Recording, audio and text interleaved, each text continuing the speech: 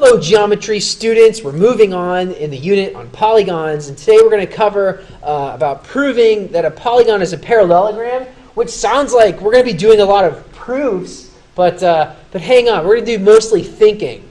But I want to start this lesson with, again, the overall refreshing of our memories as far as the unit itself when we're dealing with polygons. We talked about the different types of polygons that we've had. We've talked about interior angle sums and exterior angle sums and all that stuff. And we talked about regular and what that means. And we're going to start getting into understanding all of these different types of quadrilaterals. And that's what we're getting into today. So or what we've been over anyway, parallelograms. Now, parallelogram is a type of quadrilateral. Okay, it's a type of quadrilateral that has two pairs of parallel sides. There's more to it, and that's what we're going to go over. Okay, but know that a parallelogram is a quadrilateral. It just has two pairs of parallel sides and a bunch of other things. So today we are talking about, no doubt, proving that a polygon is a parallelogram. We're going to be thinking about all of the cool things that make parallelograms parallelograms. So we'll be finding values, we'll be determining if quadrilaterals are parallelograms or not, because not all quadrilaterals are parallelograms. As you can see, we have a bunch of different types of quadrilaterals. Not all of them are parallelograms. And then we'll do some work with identifying parallelograms. Now there's a lot of notes for this particular unit, so this might require a bit of pausing and rewinding on your end. Okay, so we have a few notes. And we've talked about this before. We've talked about parallelograms. If opposite sides of a quadrilateral are congruent, then we have a parallelogram. If the angles in a quadrilateral, if consecutive angles are supplementary, but it has to be both pairs of consecutive angles are supplementary, then we have a parallelogram. If we have opposite angles congruent, then we have parallelogram. And if we have our diagonals bisecting each other, we have a parallelogram. Okay, so that's some old stuff, but you can always pause and rewind and copy stuff down, right? If you didn't see the previous lesson, which you probably can do that, pause, rewind, write stuff down. So here's a couple of notes that are good. This is a really good concept summary for parallelograms. Okay, so now we're going to summarize what we know about parallelograms. We know that both pairs of opposite sides are parallelogram. If we know both pairs of opposite sides are congruent, parallelogram. If we know that an angle is supplementary to both consecutive angles, parallelogram. Supplementary to both, right? So check that 105, right? It's supplementary to this 75 and supplementary to this 75, to both, parallelogram. We have both pairs of opposite angles are congruent, parallelogram. If the diagonals bisect each other, parallelogram. And here's the neat one, right? This is a totally neat. One pair of opposite sides that are both congruent and parallel, right? If one pair of opposite sides are both congruent and parallel, then we have a parallelogram.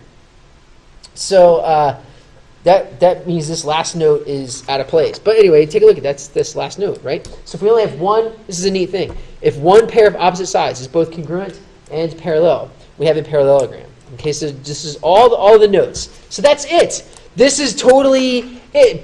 Talk about pause and rewind. I'm done for the lesson. I mean, I should be, but now we're going to do examples and problems and all that stuff. But with these notes, we know everything we need to know about parallelograms. So let's get to work. Okay. So here's a couple of examples of stuff. We're going to be finding values with parallelograms. So here we have this diagram, and the question is, what is the value of y so that this whole thing is going to be a parallelogram? So there's the deal. What's the value of y so this whole thing is going to be a parallelogram? Well, what do we know about parallelograms? If we know that both sides are congruent, then we have a parallelogram. So we have to make this happen. How do we make these two sides congruent?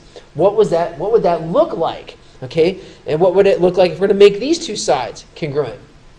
So we have to understand how we can start using algebra for stuff. So here's what we got to remember. Opposite sides of a parallelogram are congruent. So if we're going to make that happen here, if we have the PQ and SR to be congruent, then we have an equation.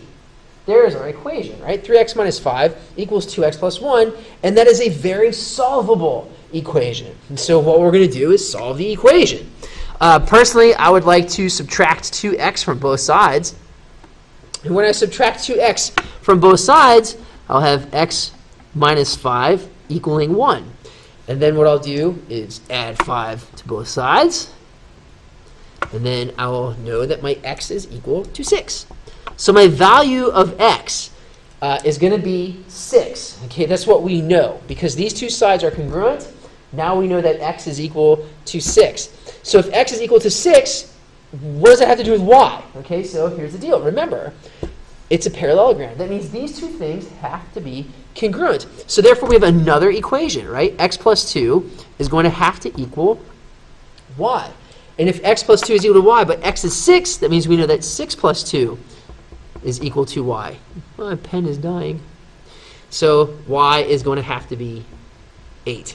So for what value of y will this be a parallelogram? Y being the value of 8 gives us a parallelogram. So that's how that works, right? We got to do some thinking, do a little think around, but we know some stuff about parallelograms.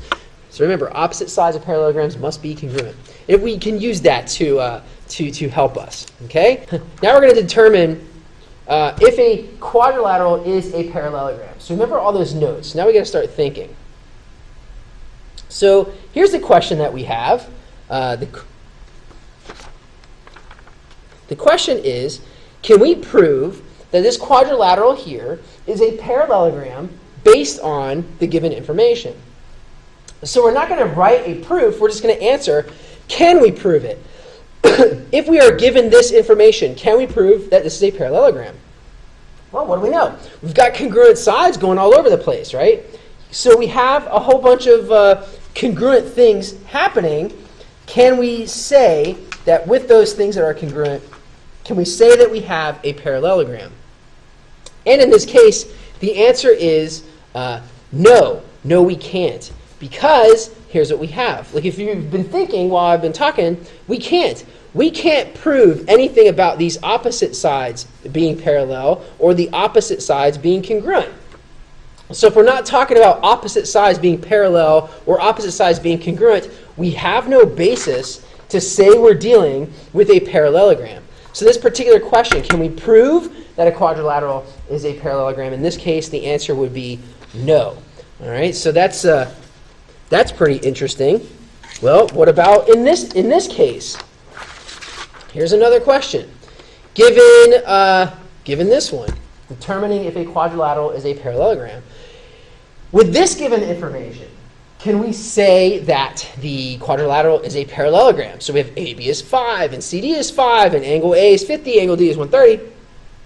This is a parallelogram. Well, what do we need? Right? We have all of these situations that we talked about with the notes to determine what a parallelogram could be, right? Well, is this one of those cases? And the answer is, well, yeah, we can. Because check this out. If these two angles are supplementary, right? These two angles are supplementary. What does that mean? That means then that the lines are parallel. So what we have now been able to say is that since the two same side interior angles are supplementary, lines are parallel. We have now established that AB and DC are parallel. What we already know is that they are both 5, that they are congruent. So you remember that last little note. If one pair of opposite sides is both congruent and parallel, we have a parallelogram on our hands. So we've established that these two are parallel. We were given that they were congruent, so guess what? A, B, and DC are parallel. So one pair of opposite sides is both congruent and parallel. Yes, this is indeed a parallelogram. So we can determine that in this case, that parallelogram is congruent. So here's another example. can we prove that this is a parallelogram? Hopefully you didn't see the answer already. So now we have this information. We have EF and GD being congruent, and DE and FG being congruent. Can we prove this is a parallelogram? That's all we know. So this is interesting, right? Well, we know these two lines are parallel. We know that same-side interior angles are supplementary. But the question is, do we know if these two angles are supplementary? We don't know that. So remember, if we're talking about supplementary angles, it has to be to both consecutive angles, right? It has to be both consecutive angles to be supplementary. We don't know that in this case. We don't know that. So we can't show anything about opposite angles being congruent. We can't say that opposite angles are congruent. And we only know that angles are supplementary for one side of consecutive angles. We don't know. So we can't say that this is a parallelogram. And you might say, well, Mr. Katz, it looks like one. True. But what if EF was here? It could still be the same. It still could be congruent to GD, right? So EF and GD could still be congruent, but that wouldn't be a parallelogram. It could be. We don't know, because what we never do is trust our eyes. Okay, so hopefully you can see that when we're talking about determining if quadrilaterals are parallelograms, that we are thinking. Okay, so let's go into a couple more questions, and we'll wrap this thing up. So here's a neat picture. Yay, it's a truck. So it's a truck lift. Woo.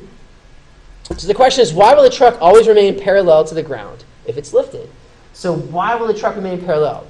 Well, if this beam is 6 feet and this platform is 26 feet, well, that means no matter what we're looking at, we have both sides of the quadrilateral are congruent. So both pairs of opposite sides are congruent no matter what. So no matter what, both pairs of opposite sides will be congruent. So we have a parallelogram. So the truck will always be parallel to the ground. Okay, so we have to be able to think that way when we're talking about parallelograms. And so here's a question based on that. What would the maximum height of that vehicle lift be? Well, if the height was maximum, it would be all the way to the top, which means we would have a rectangle. So the maximum height would be 6 feet. So hopefully we're able to think through those things when we're talking about proving if something is a parallelogram. And now, ladies and gentlemen, a quick quiz. So here's a quick quiz. We're going to solve this as fast as we can. So for what values of A must L and NO be a parallelogram? This is just like that first question. So remember, parallelogram. Both pairs of opposite sides are congruent. So we have our equation first. 4b plus 7 is equal to 8b minus 1. Let's solve. So I'm going to do some really fast solving here. I'm subtracting 4b from both sides, and then I'm adding 1 to both sides, and I realize that b is equal to 2. And if b is equal to 2, I know that the side here, 2 times 2 plus 1, is going to be 5. I also know that 2a is equal to 5. And so a is going to be 2.5. So for what value of a must this be a parallelogram? A must be 2.5. And that's the quick quiz. It's just like the previous question. Okay, so the first question. So here's another quick quiz question. Can you prove that this is a parallelogram based on the given information? Explain. Well, what this question is giving us, if you hit pause, what this question is giving us is x is equal to 5 and y is equal to 4. Can we take that information and prove that it's a parallelogram? And the answer is yes, we can. And here's how.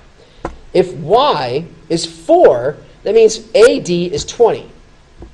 And if y is 4, that means BC is 20. So we have one pair of opposite sides being congruent, win. If x is 5, that means this side AB is 27, and then DC is 27. So guess what we have? We have two pairs of opposite sides being congruent. So that is a parallelogram. So the correct answer in this case is B. Okay? So that's how this works. All this stuff works out really, really well. Just remember this basic note on parallelograms, and we're good to go. And we have now really done a lot with parallelograms. we're going to do a lot more with quadrilaterals. There's more stuff left as far as quadrilaterals go, and we will cover that in later lessons. So this whole thing we're going to get to know better. So hopefully you enjoyed that, and I will catch up with you guys later. Bye-bye.